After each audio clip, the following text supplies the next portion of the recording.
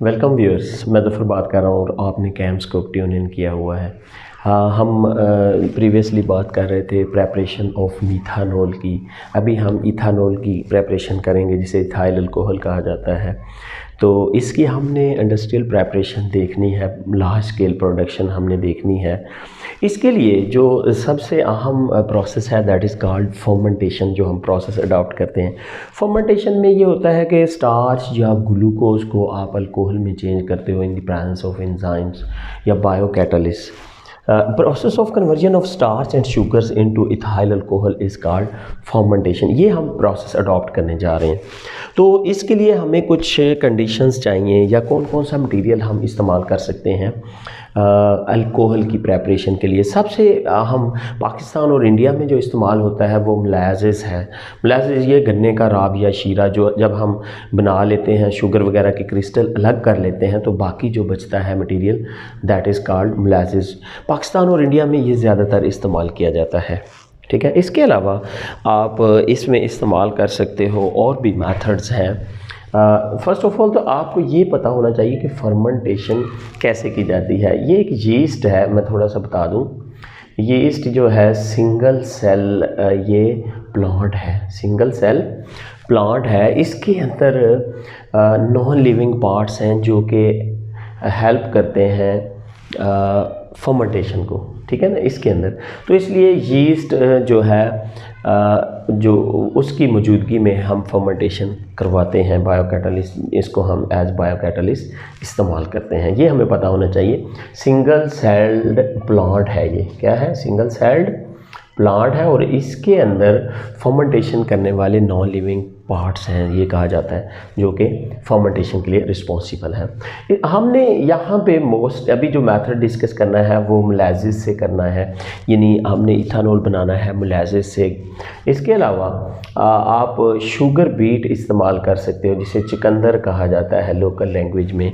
आप grapes use कर सकते हो। आप यहाँ पे क्या नाम है वो इसके अलावा आप राइस इस्तेमाल कर सकते हो अगर स्टार्च बना रहे हैं।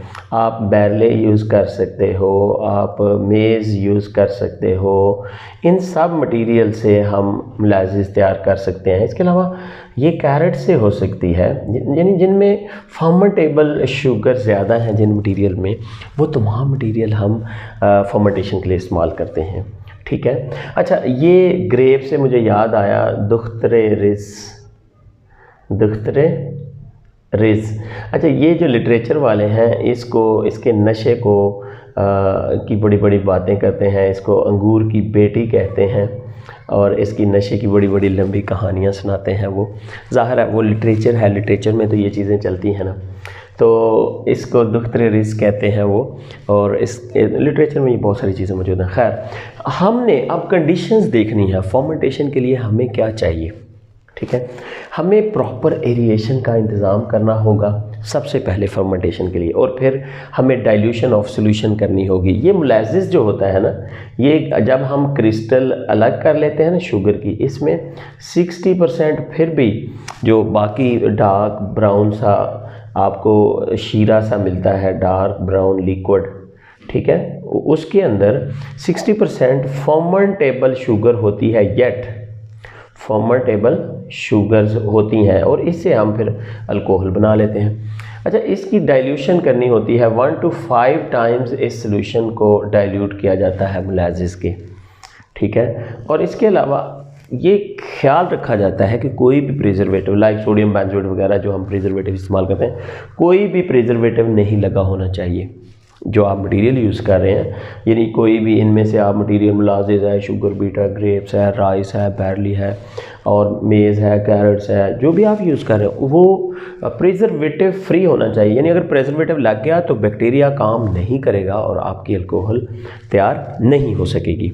ठीक है, अब हम जा रहे हैं जी manufacture of alcohol from molasses के पॉइंट डिस्कस करते हैं। डाइल्यूशन अगेन मैं बता रहा हूँ 1 to 5 टाइम्स वाटर से मोलासेस को डाइल्यूट कर लिया जाता है और फिर हम इसमें ऐड करते हैं अमोनियम सल्फेट। अमोनियम सल्फेट क्यों ऐड किया जाता है? बेसिकली आपको पता होना चाहिए कि ये अमोनियम सल्फेट और अमोनियम फॉस्फेट जो है, अमोनियम सल्फेट और फॉस्फेट, ये बैक्टीरिया की फूड है, ठीक है। बैक्टीरिया इसको यूज़ करता है अपनी फूड के तौर पे, अमोनियम फॉस्फेट और अमोनियम सल्फेट।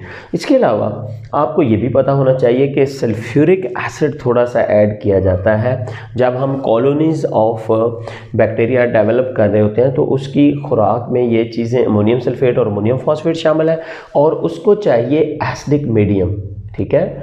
बैक्टीरिया को ग्रो करने के लिए चूँकि एसिडिक मीडियम की ज़रूरत है, इसलिए थोड़ा सा इसमें हम सल्फ्यूरिक एसिड ऐड करते हैं pH 7 बिलो करने के लिए, ताकि बैक्टीरिया जो है, आपको पता है, बेहतर इसकी ग्रोथ होती है इन एसिडिक कंडीशंस। तो ये हमारी अल्कोहल की तैयारी, जिसको दारू भी कहते हैं, वो जारी है। इसमें अब हमने देखना है कि मुलाजिज वाले से शुगर के रिएक्शन हमने किस तरह से करने हैं।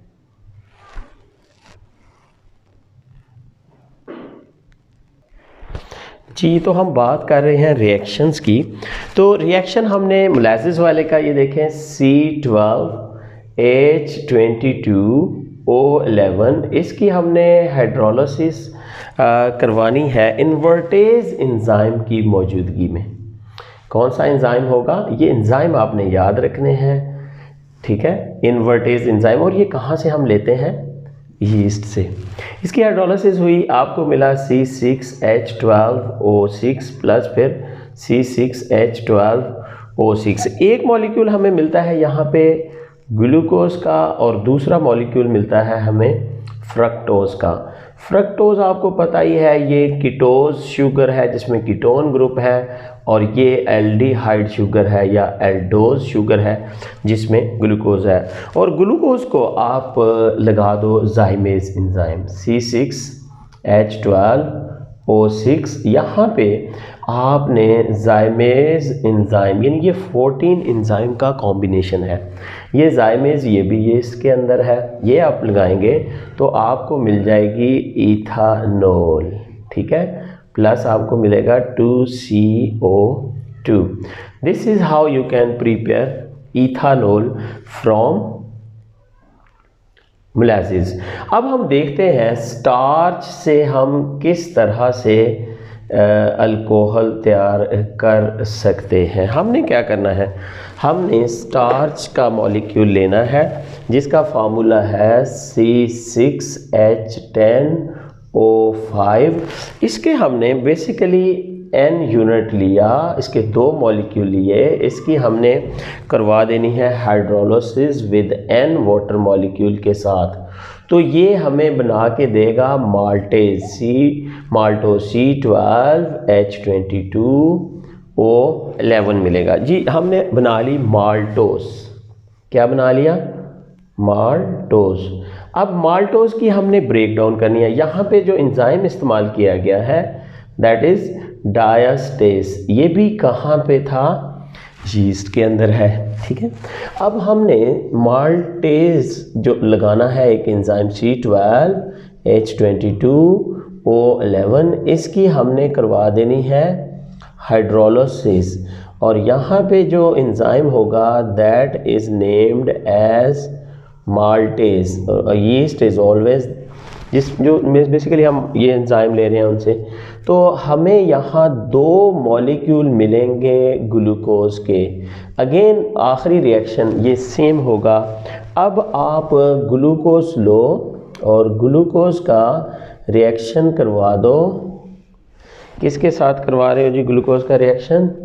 एंजाइम आपने लिया हुआ है जाइमेज that is present in the yeast, ठीक है जी। आपको मिलेगा अगेन इथानोल, ये ऊपर भी मैं रिएक्शन लिख चुका हूँ, और कार्बन डाइऑक्साइड, ये आपकी इक्वेशन बैलेंस है। This is how you get alcohol. Molasses से और स्टार्च से हमने तैयार कर ली है अपनी अल्कोहल या इथानोल प्रिपेयर की है। अब इथानोल जो है इसके बारे में ये कहा जाता है कि ये 12% से ज़्यादा नहीं होती, करते करते ये हम 14%। अच्छा, जब हम इथानोल प्रिपेयर करते हैं तो ये हमारी सिर्फ 12% होती है, इसको हम मैक्सिमम 14% पे अगर ले जाएं कंसनट्रेट करके, तो इससे ज़्यादा नहीं ये जा सकती। इसकी क्या वजह है? इनफैक्ट अबव 14% जो इंजाइम है ना आपका वो इनएक्टिव हो जाता है, यानी वो इंजाइम बिकम इनएक्टिव, यानी आपका यीस्ट जो है वो काम करना छोड़ देता है। जैसे आपने बहुत सारी चीज़ें ये देखी होंगी, ये मुरब्बा जो है जिसे हम जैम कहते हैं, इनमें हम कंसनट्रेटेड सॉल्यूशन इस्तेमाल करते हैं। बाहर कंसनट्रेशन ज़्यादा, बैक्टीरिया के अंदर वाटर की कंसनट्रेशन कम, बैक्टीरिया का वाटर बाहर आता है, बैक्टीरिया मर जाता है। तो इसी तरह आपने देखा होगा ये अचार डालते हैं, इसमें भी यही प्रोसेस होता है। हम बाहर नमक ज़्यादा रखते हैं, नमक की कंसनट्रेशन बाहर ज़्यादा और बैक्टीरिया के अंदर कम, तो वो बैक्टीरिया स्क्वीज़ कर जाता है, सिकुड़ जाता है, उसकी डेथ हो जाती है। ठीक है। हाँ, हम फिर क्या करते हैं, डिस्टिलेशन कर लेते हैं।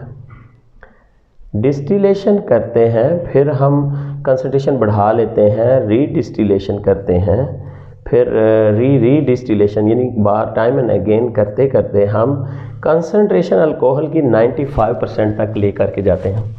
और 95% जो अल्कोहल होती है इसको हम एक और नाम देते हैं, that is called rectified spirit. क्या बोलते हैं, रेक्टिफाइड स्पिरिट। अब हम इसको अगर ट्रीट करें इसको कैल्शियम ऑक्साइड के साथ, ठीक है, कैल्शियम ऑक्साइड इसका वाटर अब्जॉर्ब कर लेता है और हम कंसनट्रेशन इसकी 99.9% पे ले जाते हैं। This is called absolute alcohol. क्या कहते हैं इसको, या ये इवन आप 100% भी लिख सकते हो।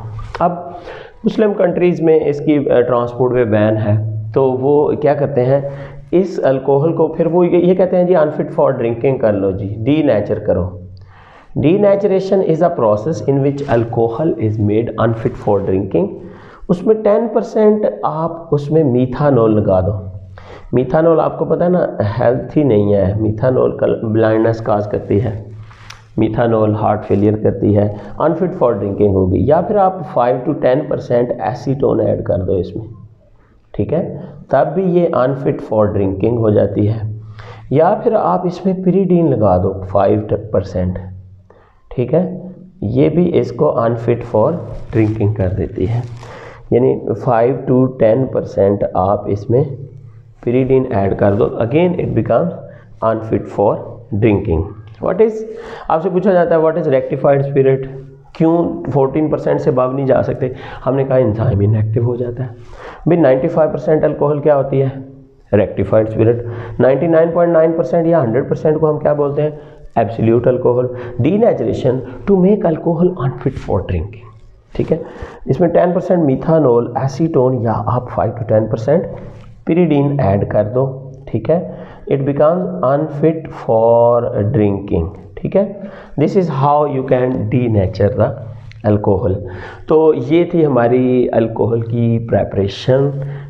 होप सो कि वीडियो आपको पसंद आई होगी, तो ज़रूर लाइक कीजिएगा और सब्सक्राइब कीजिएगा। Thank you very much.